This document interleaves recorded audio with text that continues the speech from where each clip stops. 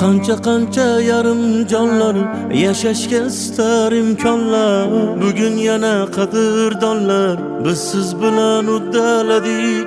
Yetim boshi musibatda, yana kimlar og'ir dardda.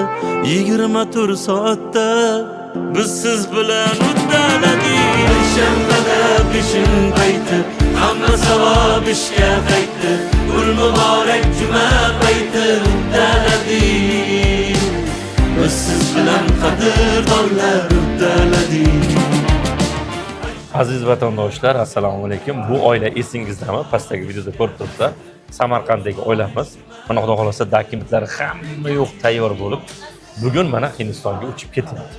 Eng afzallik tomoni, hozirgi paytda eridan nolayotgan ba'zi bir qo'shtirdoq ichidagi ayollar uchun ibrat o'laroq opamiz o'zini turmush o'rtoqlariga jigarlarini beryapti.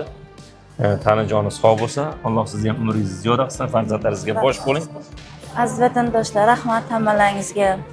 Sizlar sababli xo'jayinimni men olib ketyapmiz. Amin. Uzoqda musofirda yursizlar, duo qilamiz. Sizlar bizlar duo qilib turingizlar. Amin. Islom bilan qaytib keling. Hammalaringizga katta rahmat. Alloh rozi bo'lsin hammalaringizdan. Alloh akbar. Sizlarga ham rahmat. Boringlar ishga. Endi azizlar, ushbu videoni maksimal hammaga tarqatasiz. Kommentariyada duo bilan to'ldirasiz. Tarqatasiz degan sababi, chunki bu videoni ko'rib ehson qilgan insonlar bizning natijamiz bo'pti, mana ketyapti ekan deydi. Qaytib kelish videolarini ham qo'yasiz. Bilasiz, har bitta videoni qo'yib boramiz. Ko'rib ehson qilgan insonlar maza qilsin. Hammanglarni yaxshi ko'ramiz. Assalomu alaykum. Yashab qolay degan xasta, duoga qo'l ochar asta. Bitta kuch bo'lib bir pasta, biz siz bilan uddaladik. Boringizni uzatyapsiz, ko'ngil uyin bezatyapsiz.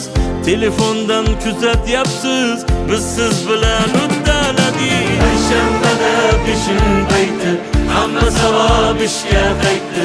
Gul muborak juma payti uddaladik. Biz siz bilan qadrdonlar uddaladik. Shanbada peshin payti, hamma savob ishga qaytdi.